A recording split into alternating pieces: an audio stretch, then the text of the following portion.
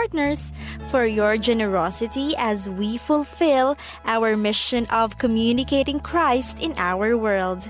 If you are being led by the Lord to continue helping 1233 DYBS, you may send your support to our China Bank account with account name Far East Broadcasting Company Philippines Incorporated and account number 18707315111. Again, the account name is Far East Broadcasting Company Philippines Incorporated with account number 18707315111. For inquiries, you may also call Rose Hamelo at telephone number 444-2112.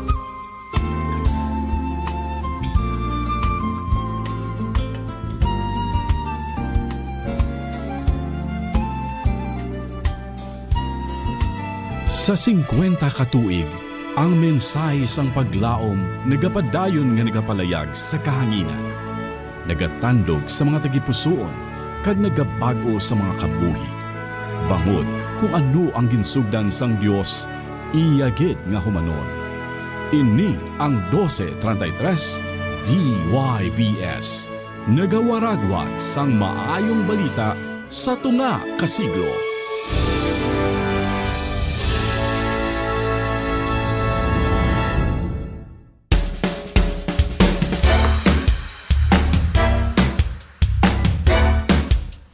Schools innovations, best practices, achievements and recognitions. The Department of Education Division of Bacolod City expands its information, education, communication and advocacy programs in partnership with 1233 Radio DYVS. Proudly brings you School Buzz! And now, your host. Mga mainit nga balita sa aton nga eskwelahan. Mga impormasyon na kinahanglan ipaabot sa mga ginikanan kag kabataan, pagpasidungo kag pagkilala sa aton nga komunidad, mga pagkilala sa mga kadalagan, programa, proyekto kag aktibidades ang dapat Division of Bacolod City kaupod sa aton mga School Information Coordinators. Maayong hapon sa inyo tanan. Ako ang inyo nga kaupod subong sa 1233 Radio DYVS alauna 30 tudto balas 2 ang hapon sa aton nga School Bus Season 2. Ako si Dela Cruz. So maayong hapon sa aton mga tagpalamatikag sa aton mga tagtumalanaw kag sa mga kapadayon nagasuporta sa aton nga programa. So this is a new day of new informations. So may ara kita isa ka exciting and heartfelt show subong. Kay subong we are celebrating the World Teachers Day. Yes, so actually October 5 gid ang day nga gin-serve para globally nga i-honor ang aton nga mga teachers, mga amazing individuals nga nagdedicate sang ilang nga kabuhi para mag-shape sang future paagi sa education. So ini nga adlaw isagid ka perfect opportunity para i-reflect ang crucial role nga gina-play sa mga teachers sa aton nga society.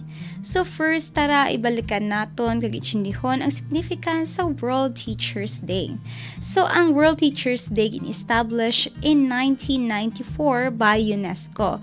So ini naga-commemorate sang signing sang 1966 nga recommendation sa status sang mga teachers. So ini man naga-highlights sang ila rights, responsibilities kag overall nga importansya sang pagkaroon sang isa ka well-trained kag qualified nga educator for every learner. So ang Teacher Foundation sang any nga society kay sila nagahatag knowledge, values kag skills nga kinanglanon sang isa ka learner para mag-succeed sa ilang nga mga kabuhi. So today gina-celebrate naton hindi lang ang impact sa mga teachers sa mga classrooms but also ang ilang nga resilience. So ang mga teachers around the world nagapakita gid sang ila remarkable nga adaptability whether magtudlo remotely or even in difficult conditions. So always ginila gina-ensure nga ang education naga-continue for every learner. learner. So I want to say thank you to all the teachers out there. Sa mga teachers na nag-always get check sa mga learners kag na-make sure nga sila okay lang, not just academically but also emotionally. So ang teachers truly go above and beyond to support their learners. And it's not just about the academics. Sila naman nag-provide sense of stability and care, especially during sa mga difficult times. So let's all take this moment para i-appreciate ang mga different kinds sa mga teachers out there. Whether sa mga elementary school teachers, sa pag-introduce sa mga learners kung paano mag-read and write. Sa mga high school teachers na guide sa mga students through critical thinking, or even vocational kag technical nga educators na nag-prepare sa mga young people for sa ilang mga specific nga careers. So every teacher may ara gid unique role nga gina-play in shaping minds and futures. So hindi naton pag-i-forget about those who also work outside the traditional classrooms, like pareho sa music and arts schools diin, sila naman yung mga teachers na ga-ignite sa mga passions sa mga students in creativity. So hindi man nato pagkalipatan nga teaching can be incredibly demanding. So may ara mga increasing workloads, limited resources, kag keys ang mga challenging working conditions. So kung sa diin ng mga teachers gina-stretch gid tudo. So in many parts of the world, may mga teachers nga underpaid or underappreciated. Pero sila nag-continue gyapon nga mag-show up para sa ilang mga estudyante day after day. So, teaching is really a passion. It's about helping ang mga learners na mag-discover sa ilang potential, kag i-encourage sila to think critically, kag i-prepare sila sa kabuhi beyond the school. So, hindi lang ni permi hapos. So, ang mga teachers may ara man gina-face nga a lot of pressure, especially sa mga standardized testing kag mga limited resources. And also with the rise of technology, kailangan gid nila mag-adapt quickly. But syempre, ang biggest challenge gid is finding ways para mag-connect sa ilang mga learners individually kag i-ensure nga wala gid may left behind. So teaching is a demanding job. But it is also incredibly rewarding. So no matter where ang mga teachers are, ang mga teachers everywhere deserve gid nga i-celebrate, i-supportahan, kag ihatagan mga tools na kailang lanon. That's why mga initiative pareho sang World Teachers Day ang isa gid sa mga importante man. So it's a reminder for all of us, whether kita mga students, parents, or simple mga community members lang, nga mag-show gratitude sa mga teachers. So a simple thank you can mean so much to a teacher. So here's one final thought for all the teachers listening today. Ang inyong work doesn't go unnoticed. You are shaping the future one student at a time, and for that, the world thanks you. So next is the Division Memorandum 497. So ini reiterate in Division Memorandum number 472, series of 2023 titled Annual Physical Examination of Teaching and Non-Teaching Personnel for year 2024. So ginadvisean gid ang tanan nga schools nga mag-submit sa Division Office School Health and Nutrition section sa mga following nga laboratory requirements before sang schedule nga examination on January to March 2024. So below 40 years old ang inyo kailangan ipasa is ang chest x-ray. 40 years old and above, chest x-ray, FBS, and lipid profile. So i-take note gid nga no laboratory result, wala physical examination. So ang annual nga physical examination is compliance with the following PD 223 Art 2 Section 3 Code of Conduct of Teachers that states in the interest of the state and one of the Filipino people as much of his own, every teacher shall be physically, mentally, and morally fit.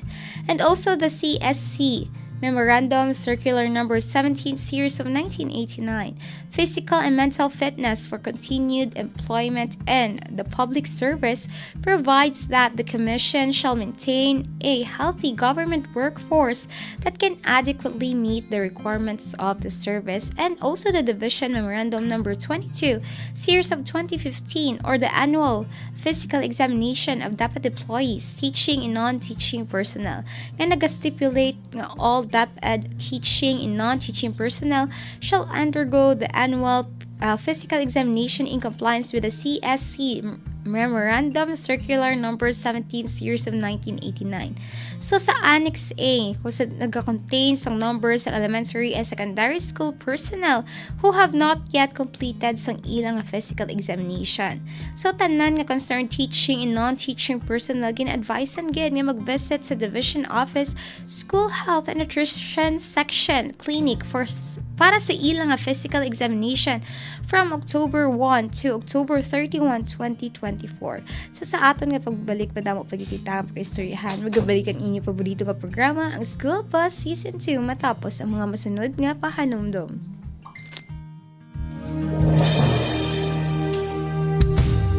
Calling all Christian business owners. Mark your calendars for the Business as Mission 2024 Asia Conference, taking place on October 18 to 19, 2024 at Shangri-La The Fort. This conference is a gathering where fellowship and inspiration unite with godly purpose. The Business as Mission Asia Conference will feature 2 days filled with powerful testimonials and insightful panel discussions.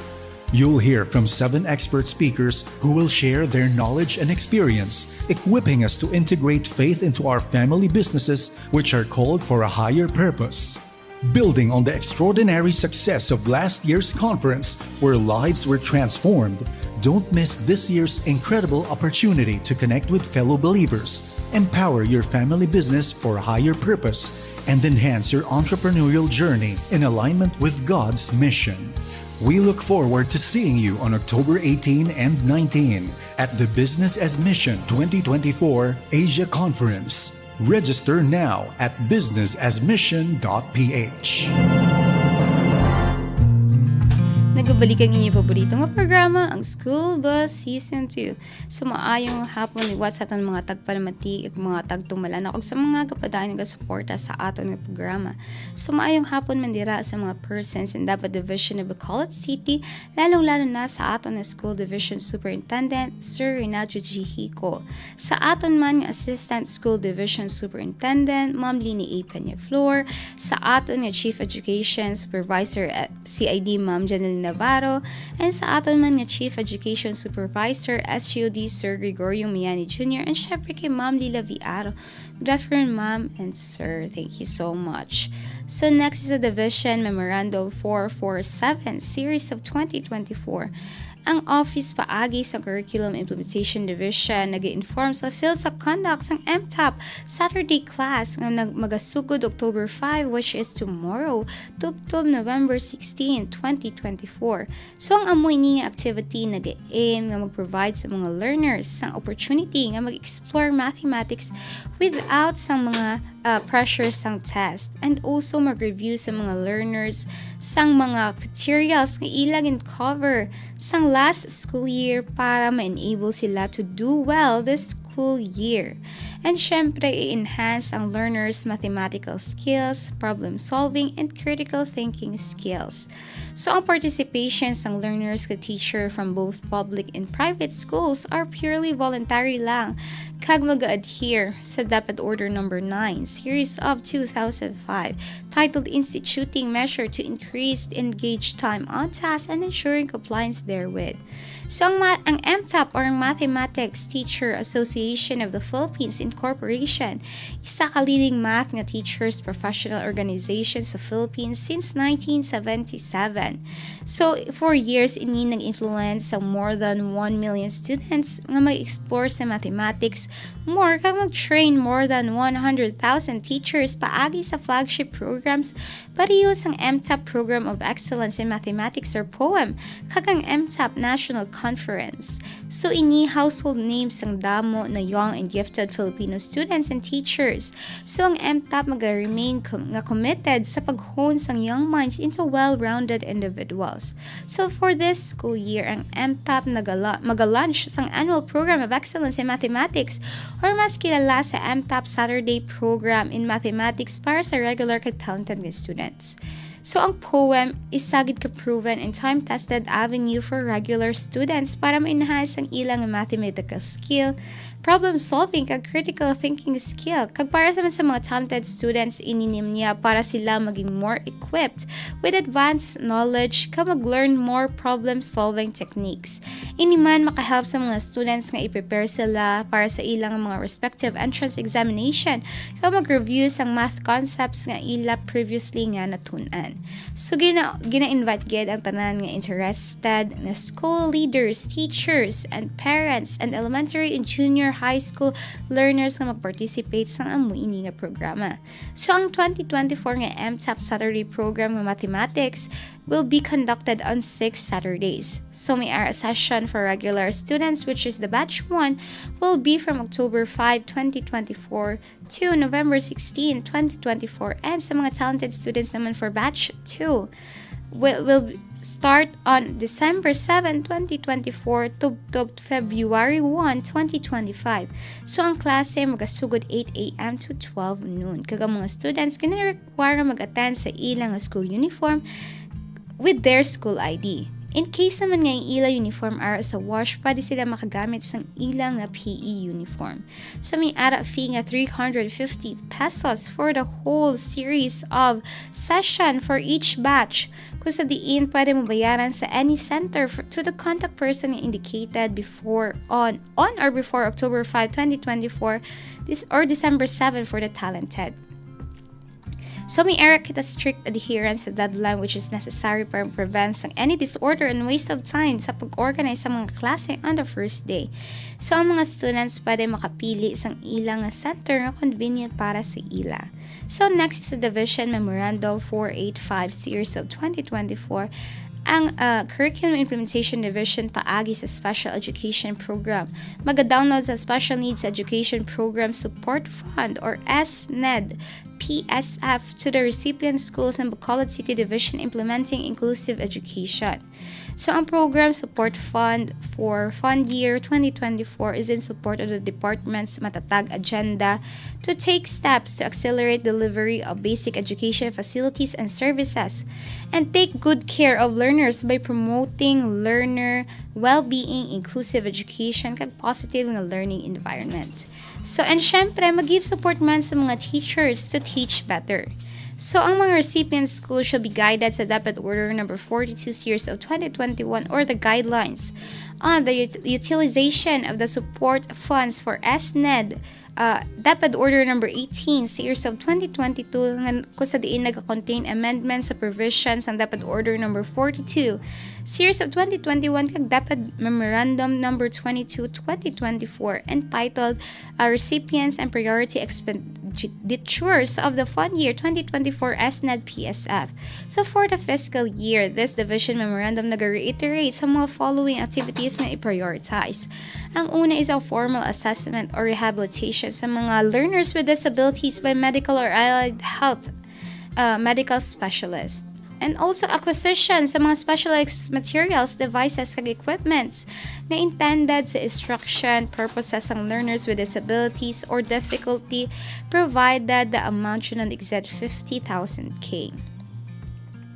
So, ang mga recipient school mag-asubmit sa school division superintendent sa ilang respective annual improvement plan or AIP kung sa diin ini nag-contain activities for SPED program for approval. Ang education program supervisor in charge sa SPED mag-review kung mag-validate sa documents ng ila iga-submit. So, ang mga schools can-advise na mag-consider sa equipments sa assistive devices listed sa LISBEIS and other learning materials na appropriate sa student disability. So, ang mga alay ng medical specialist nga i-refer nila. Ang una is physical therapist. Nag-examine, nag-evaluate, nag-treat physical impairments paagi sa use ng special exercises.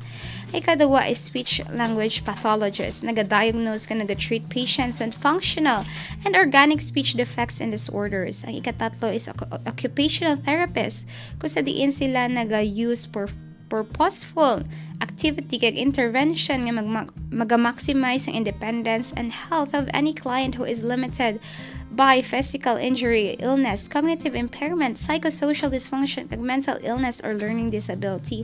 Next is the guidance counselor, kasi diin sila nag-assist sa mga students with personal, family education, and career decision and concerns. Next is audiologist, nag-identify kag nag-rehabilitate sa hearing impairment or related disorders. Next is doctor of developmental pediatrics and developmental behavior pediatrics. Next is schools together with the parents are encouraged to mag-visit sa mga doctor na listed below. Should there be other developmental pediatricians within the area is likewise encouraged. Ang una is si Maria Carolina Ramos Alejano, MD, DPS, DBP, Unit 409, Medical Arts Building, Riverside Medical Center. Next is Mark Anthony L. Talatala, MD, DPS, DBP, Room 529, 5th floor, Medical Arts Building, Riverside Medical Center. Next is Iris Bettina Ecayos, MD, DPPS, DBS, DBP, 408 North Medical Hub, BS Aquino Drive, Bacolod City. So, mga formal assessment is not limited sa mga above mentioned ni doctors. So, formal assessment shall be based on the expressed developmental delays ng isa ka bata. So, ang list of recipient schools with the corresponding PSF is found in attachment in Annex 1. Annex 2 is the SARO. So, ang mga schools administrative staff are advised na mag-coordinate sa ilang accounting section for the required documents and other financial concerns nga sang downloaded funds na iga-utilize until December 2025. So, for further inquiries regarding sa program support funds and SPED program, you may contact Ma'am Lowelyn D. Escalona, the Education Program Supervisor for Kindergarten SPED, at this number 0977-449-2403 or email address at lowelyn.escalona@deped.gov.ph. So next is Division Memorandum 512 Series of 2024. In view of the DepEd Memorandum DMCT 2024-380, the pretest program for International Student Assessment Science Program will be administered to all 15-year-old learners from grade 7 and higher on October 7 to 11, 2024 in all public secondary schools using either the LMS or the Learning Management System or pen and paper modality. So, ang public school shall inform the Division Testing Coordinator sa ilang PSTS modality sa schools nga iga-employ. Ang mga learners with special needs may be provided accommodation and should be disclosed with a DTC paagi sa ilang PSTS. So, amoy ni mga following preparatory activities na iga-conduct on the schedule below. So, sa October 1, may ara meeting ang PISA pretest. Sa October 2, may ara orientation and administration of PISA Science Program pretest. Sa October 7 to 11, may ara administration of PISA pretest. Ang mga persons na involved are the SH and the STCs. On October 15, we have the submission of results, 3 p.m. And the person involved are the SAPS Division Testing Coordinator, SH, and the STCs.